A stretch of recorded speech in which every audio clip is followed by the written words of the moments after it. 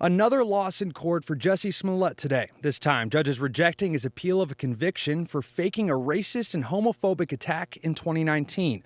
Special prosecutor Dan Webb says he took on the pro bono case in hopes of restoring the public's faith in the Cook County justice system. I was very confident going to the Illinois Appellate Court. I did not think that Smollett's issues that they raised on appeal had any merit.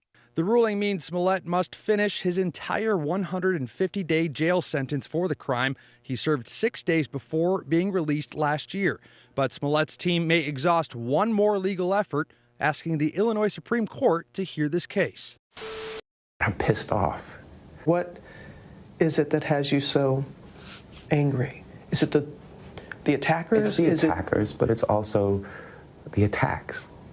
It's like, you know, at first it was a thing of like, listen, if I tell the truth, then that's it, because it's the truth. Mm-hmm. Then it became a thing of like, oh, how can you doubt that? Like, how do you not believe that? It's the truth. And then it became a thing of like, oh, it's not necessarily that you don't believe that this is the truth.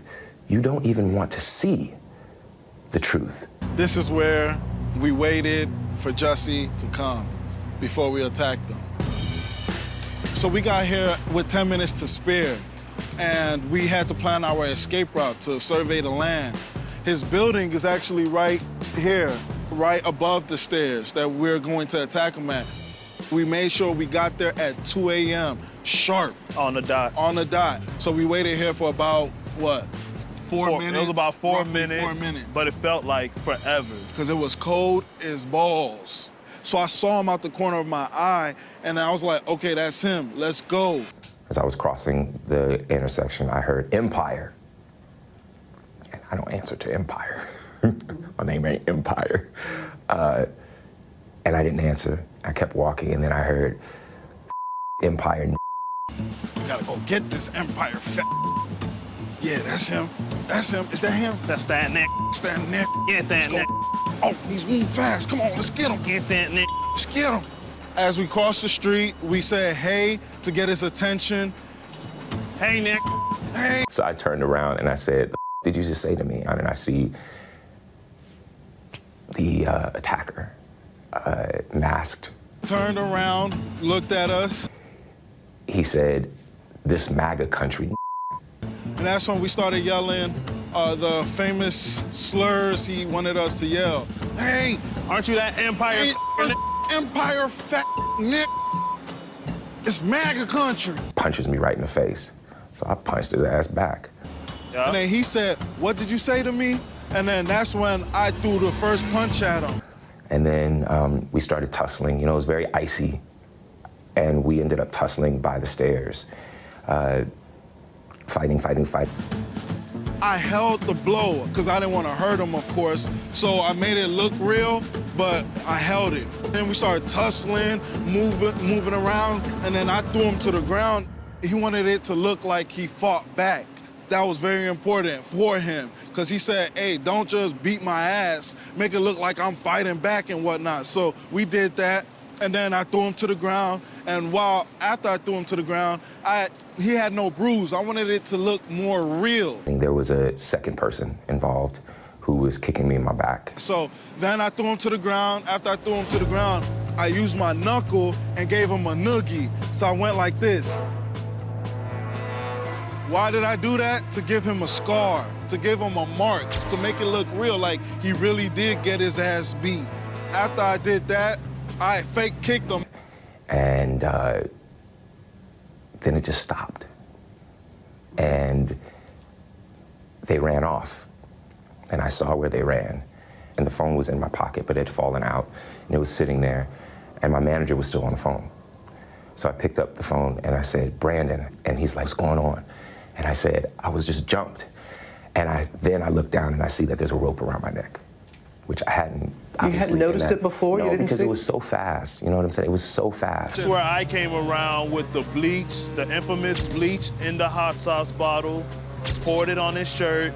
Then I finally put the rope around his face. I did not put it around his neck. I just placed it on his face, and that's when we took off. Why did you hesitate to want to call the police? You know, there's a level of pride there. We live in a society where, as a gay man, you were considered somehow to be weak. And I'm not weak.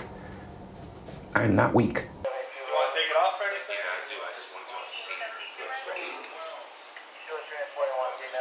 There's a bleach on me. Bleach on me. Okay. You're filming us, right? Yeah, this is all being If you want, if it's in his house, They're filming you. you're being audio and Like audio. I guess when I mean, they didn't know when they were walking. Okay, so can we turn it off? yeah, you're giving us permission to shut it off. I know that Jussie Smollett grew up knowing to be sensitive to matters about racial discrimination, any kind of discrimination, any kind of social injustice. And as a matter of fact, I'm learning more about it as we're going on in the letters I've been receiving and the testimony I've heard today. He's been doing this all his life. He doesn't just talk the talk, he's walking the walk. He's out there, he's advocating. He's involved in the community. He cares deeply about social justice issues. And for you now to sit here, convicted of hoaxing hate crimes, racial hate crimes, and homophobic hate crimes, the hypocrisy is just astounding. I don't know where to begin. I'll remember one thing that will always stick in my mind, and I've been involved in so many trials over the years, but something happened in this trial that it was remarkable, and it talks about your sensitivity to issues of social justice. You're on the witness stand. You're being cross-examined. Your liberty is at stake. It is your criminal trial. Mr. Webb is winding through some things on cross-examination, and he's going through some social media communications, and whether it was Instagram or chat or text, a little quibbling about that doesn't matter.